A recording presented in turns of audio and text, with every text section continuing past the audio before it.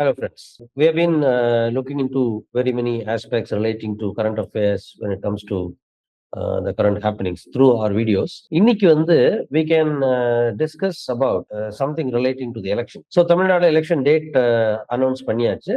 And as part of that, once election date comes, automatically நமக்கு என்ன ஒரு விஷயம் நமக்கு வந்து கேட்டுக்கிட்டே இருப்போம் அப்படின்னா, the model code of conduct அப்படின்னு ஒரு டேர்ம் வந்து நம்ம கேட்டுக்கிட்டே இருப்போம். What is this model code of conduct? இந்த model code of conductனா என்ன? And what is the important information relating to model code of conduct? We can discuss in this video. See, actually, model code of conduct அப்படிங்கிறது வந்து code of conduct evolved by the political parties as a voluntary moral commitment. அது constitution of India என்ன சொல்லுதுன்னா, ஒரு elections in India should be conducted in a free and fair manner அப்படின்னு சொல்லு. இந்த free and fair எலெக்ஷன்ஸ்னா என்ன? So basically the cardinal principle of democracy என்ன?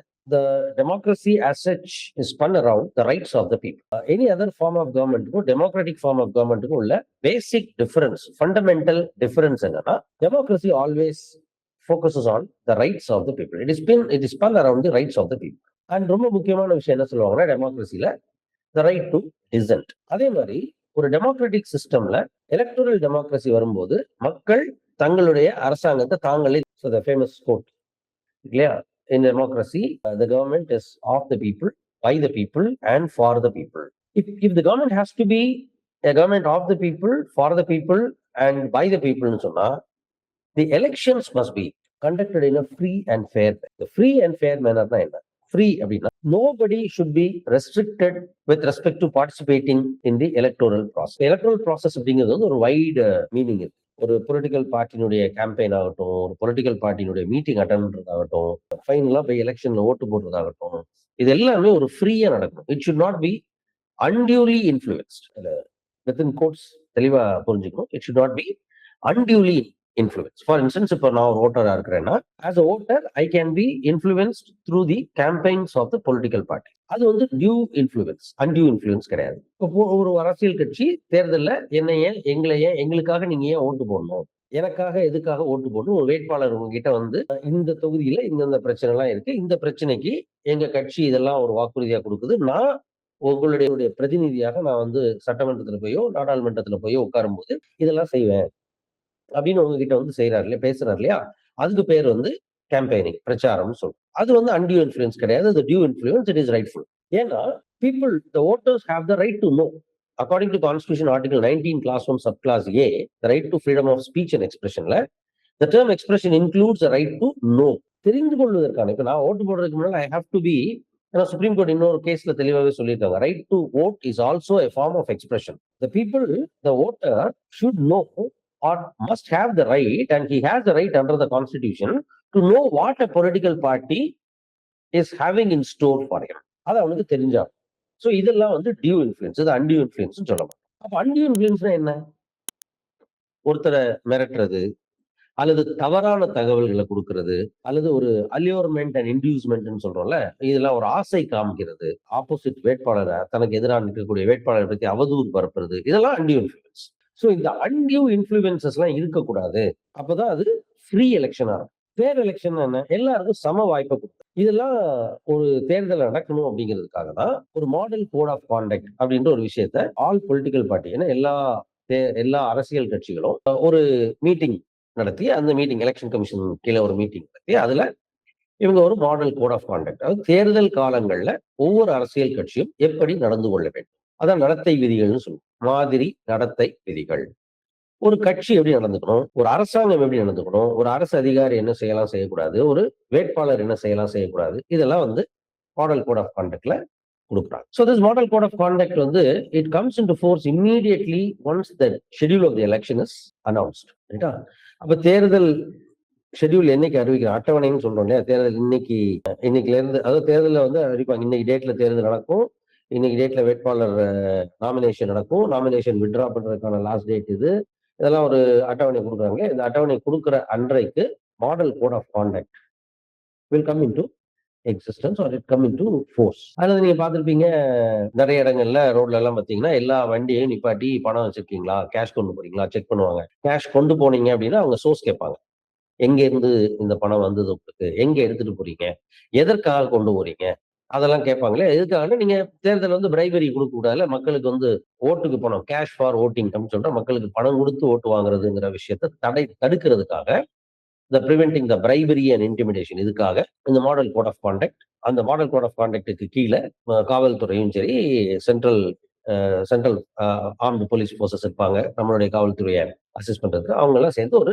சோதனை நடத்துறாங்க. இது வந்து ரொம்ப முக்கியமான ஒரு aspect relating to model code of conduct. அது மாரி பொலிட்டிக்கல் பார்ட்டிஸ்க்கு வந்து ஒரு பொலிட்டிக்கல் பார்ட்டிக்கும் தனக்கு ஒரு லெவல் பிளேயிங் ஃபீல்டு இருக்கும். இதுல முக்கியமா ரூலிங் பார்ட்டி இருக்கு இல்லையா? ஆட்சியில இருக்கக்கூடிய ஆட்சி அதிகாரத்துல இருக்கக்கூடிய கட்சிக்கு ஒரு அன்டியூ அட்வான்டேஜ் கிடைக்கக்கூடாது. ஏன்னா அவங்க அந்த அதிகாரத்துல இருக்கும்போது அதிகாரத்த பயன்படுத்தி தேர்தலுக்கான ஏன்னா அது அரசாங்கம் அப்படிங்கிறதுக்கும், கட்சி அப்படிங்கிறதுக்கும் சம்பந்தம் கிடையாது. அத நம்ம தெளிவா ஒரு லைன் ஆஃப் டிமார்கேஷன் போட்டு பிரிக்க ஒரு அரசியல் கட்சி அதிகமான பிரதிநிதிகளை சட்டமன்றத்துல வச்சிருக்கும்போது, அந்த கட்சியை சார்ந்த உறுப்பினர்கள் அதிகமான பேர் பிரதிநிதித்துவம். அதாவது மக்கள் என்ன பண்ணியிருக்காங்கன்னா, அதிகமான ஒரு கட்சியை சார்ந்த வேட்பாளர்கள அதிக எண்ணிக்கையில மக்கள் வந்து தேர்ந்தெடுத்து சட்டமன்றத்துக்கோ, நாடாளுமன்றத்துக்கோ அனுப்புறாங்கன்னு என்ன அர்த்தம்? மக்கள் என்ன சொல்றாங்க? எங்களுக்கு இந்த வேட்பாளர்கள், இந்த கட்சியினுடைய தேர்தல் வாக்குறுதிகள் மேல நம்பிக்கை இருக்குது. அதனால இந்த வேட்பாளர்கள் எங்கள ரெப்ரசன்ட் பண்ணட்டும், பிரதிநிதியா இருக்கட்டும் அப்படின்னு அனுப்புறாங்க. அதனால அந்த கட்சி ஆட்சி அமைக்குதே தவிர, அரசாங்கம் அப்படிங்கிறது வேற, கட்சிங்கிறது வேற. ஆகையினால ஆட்சியில் இருக்கக்கூடிய ஒரு கட்சி, ஆட்சியில இருக்கிறதுனால கிடைக்கக்கூடிய அந்த அதிகாரத்த தேர்தலை வெல்வதற்காக பயன்படுத்தி விடக்கூடாது. அப்படிங்கிறதுனால இந்த மாடல் கோட் ஆஃப் கான்டக்ட் தேவை. அது சரி அப்ப அந்த கட்சிகள் என்ன சார் செய்யும்? அரசியல் கட்சிகள் என்ன பண்ணும்? அப்படி அதிகாரத்துல இருக்கிற அரசியல் கட்சி என்ன பண்ணிரும்னா, சில நேரங்கள்ல புது ஸ்கீம்ஸ அனவுன்ஸ் பண்ணலாம். புதிய திட்டங்கள அனவுன்ஸ் பண்ணலாம். அது வந்து மக்களுக்கு வந்து ஒரு அல்யூர்மென்ட்டா இருக்கும். ஏன்னா அல்யூர்மென்ட்னா தெரியுதுல, உந்துதல். உங்களுக்கு வந்து ஒரு பிரைபரி குடுக்குற மாரி இன்டைரக்ட் பிரைபரி மாரி அது. இன்டைரக்ட்டா கரப்ட் பண்ற மாதிரியான ஒரு விஷயமா இருக்கும். அதே மாதிரி அபிஷியல் மெஷினரி அரசு எந்திரங்கள பயன்படுத்தக்கூடாது. அரசு எந்திரங்கள் பயன்படுத்த வாய்ப்பு இருக்கு இல்லையா? அரசு எந்திரங்கள பயன்படுத்தக்கூடாது அப்படிங்கிறது ரொம்ப முக்கியமான ஒரு விஷயம் with respect to the ruling party. ஆட்சி அதிகாரத்தில் இருக்கக்கூடிய கட்சிகளுக்கான விஷயம். அது மாதிரி கவர்மெண்ட் ஃபண்டட் அட்வர்டைஸ்மெண்ட்ஸ குடுத்துறக்கூடாது. ஏன்னா ஒரு அரசியல் கட்சி தான் ஆட்சி அமைச்சிருக்குது. அந்த கட்சியினுடைய தலைவர். அந்த கட்சியினுடைய தலைவர சட்டமன்ற உறுப்பினர் எல்லாரும் சட்டமன்ற அவை தலைவரா தேர்ந்தெடுப்பாங்க. அவர் தான் முதலமைச்சராகவும். அந்த காலகட்டத்துல அவருடைய படத்த போட்டோ, மற்றதோ பண்ணி, அரசாங்க எந்திரத்த வச்சு, அரசாங்கமே செலவு பண்ணக்கூடிய ஒரு திட்டத்த அட்வர்டைஸ் பண்றேன் அப்படின்ற மாரி என்ன பண்ணிறக்கூடாது. நாங்க பாருங்க இதெல்லாம் பண்ணியிருக்கோம் அப்படின்னு செஞ்சிடக்கூடாது. அது எதிர்க்கட்சிகளுக்கோ, அல்லது பிற கட்சிகளுக்கோ, அல்லது அந்த இண்டிபெண்டன்ட் கேண்டிடேட் சுயேட்சை வேட்பாளருக்கோ எதிராக போவதற்கு வாய்ப்பு இருக்கு. அப்ப இப்படி ஆயிடுச்சுன்னா என்ன ஆகும்?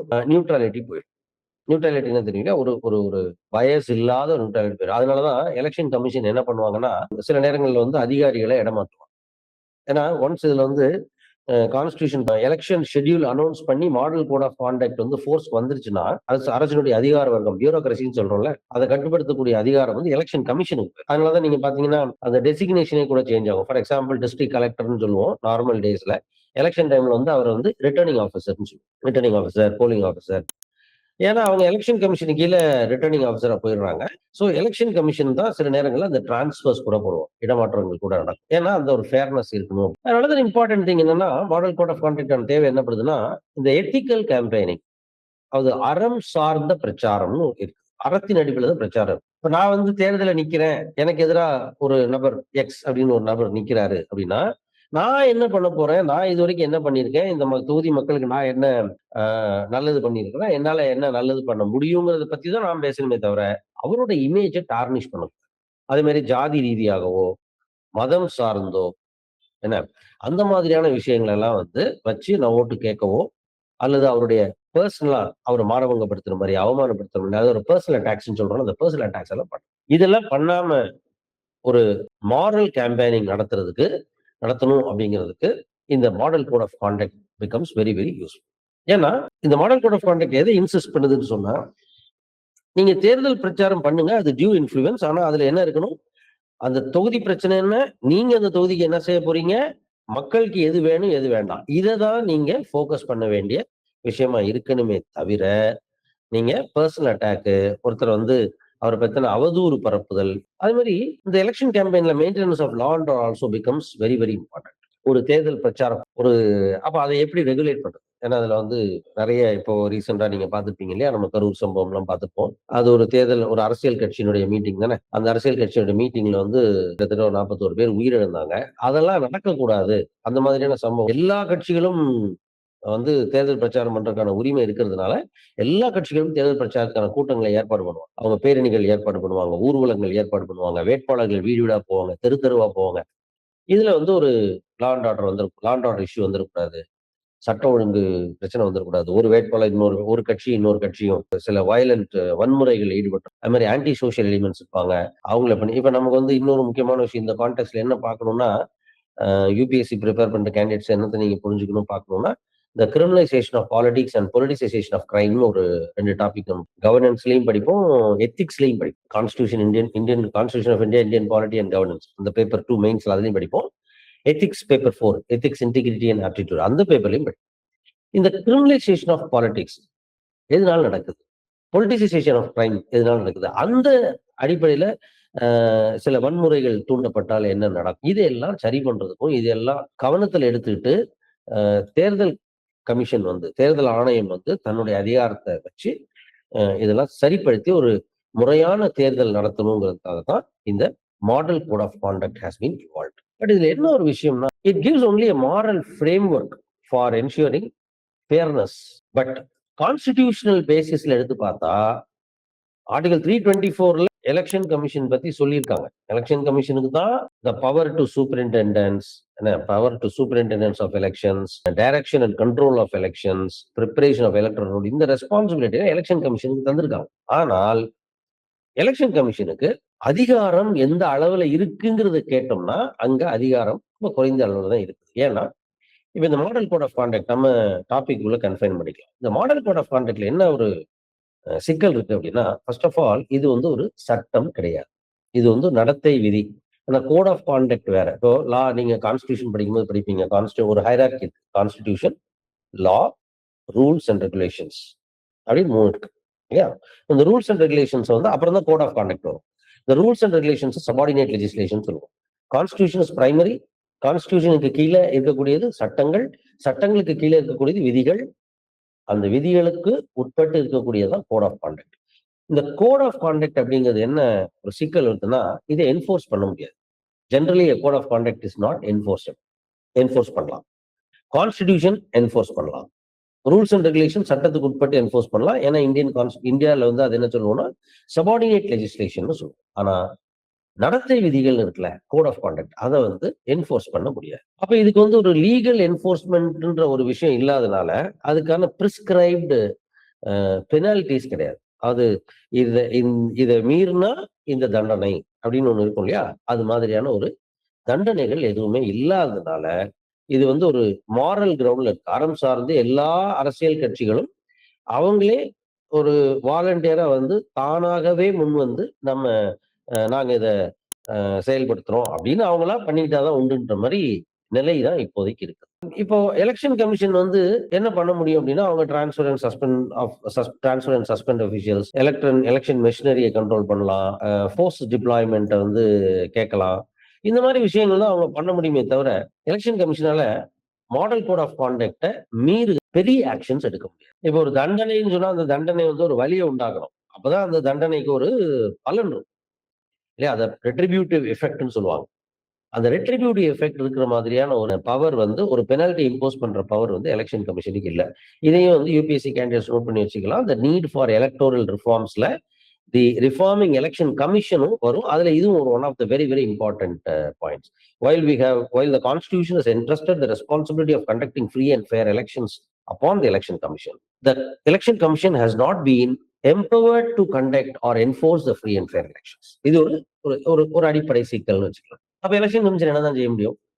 நோட்டீஸ் இஷ்யூ பண்ணலாம், இந்த ஷோகாஸ் நோட்டீஸ் இஷ்யூ பண்ணலாம், எக்ஸ்பிளனேஷன்ஸ் கேட்கலாம், கொஞ்சம் வார்னிங் கொடுக்கலாம், சென்ஷியர் சொல்றோம்ல அது மாதிரி வார்னிங் கொடுக்கலாம். அப்புறம் வந்து கேம்பெயினை பேன் பண்ணலாம். அதுக்கு மேல அவங்களால ஒன்றும் பெரிய பவர் ஒன்றும் இல்லை. அதுல மெயின்ஸ்ல கேட்டிருந்தாங்க, எலெக்ஷன் கமிஷனால என்ன பண்ண முடியும்? What effective measures that election commission can take in case of the violation of moral code of conduct by any of the political parties அப்படின்னு ஒரு கேள்வி கேட்டிருந்தாங்க. இன் எஃபெக்ட் பாத்தீங்கன்னா அதுல பெரிய பவர்லாம் ஒன்றும் கிடையாது. அப்ப எந்த சட்டங்களுக்கு கீழே இதுக்கான ஆக்ஷன்ஸ் எங்கேருந்து வரும்? ரெப்ரஸன்டேஷன் ஆஃப் பீப்புள்ஸ் ஆக்ட் 1951, அப்புறம் வந்து ஐடி ஆக்ட், அதுக்கு கீழே அந்த டிஜிட்டல் வயலேஷன்ஸ்லாம் வந்ததுன்னா ஐடி ஆக்ட் கீழே எலெக்ஷன் எடுக்கலாம். பிஎன்எஸ் கீழே தான் வந்து போக முடியும். பட் பெரும்பாலும் இதுல வந்து எலெக்ஷன் கமிஷனுக்கு ஒரு பெரிய பவர் இருக்கு அப்படின்னு சொல்ல முடியாது. ஆனா லாங் ஸ்டாண்டிங் டிமாண்ட் எலக்ட்ரல் ரிஃபார்ம்ஸ்ல யூபிஎஸ்சி கேண்டிடேட்ஸ் இன்னொரு பாயிண்ட்டையும் மார்க் பண்ணி வச்சுக்கலாம். எலக்ட்ரல் ரிஃபார்ம்ஸ்ல இன்னொரு முக்கியமான விஷயம் என்னன்னா, giving the model code of conduct statutory backing அல்லது கான்ஸ்டிடியூஷனல் பேக்கிங் அப்படின்னு கொண்டு வரும். அது ஒரு பாயிண்டை நீங்க ஆட் பண்ணலாம். And it has been recommended by several committees also. And இந்த present model code of conduct வந்து எல்லா தேர்தலுக்கும், பஞ்சாயத்து தேர்தல், முனிசிபாலிட்டிஸோட எலெக்ஷன்ஸ் வரைக்கும் எல்லா தேர்தலுக்கும் இந்த மாடல் கோட் ஆஃப் கான்டக்ட் பொருந்தும். ஸோ சப்சிக்வெண்ட்லி நம்ம எலெக்ஷன் ரிலேட்டடான இஷ்யூஸ் வந்து நெக்ஸ்ட் ஃபர்தர் வீடியோஸ் டிஸ்கஸ் பண்ணலாம். And keep following and subscribing the videos so that you'll get the notification once the videos are uploaded. So thank you very much. Wish you all the best.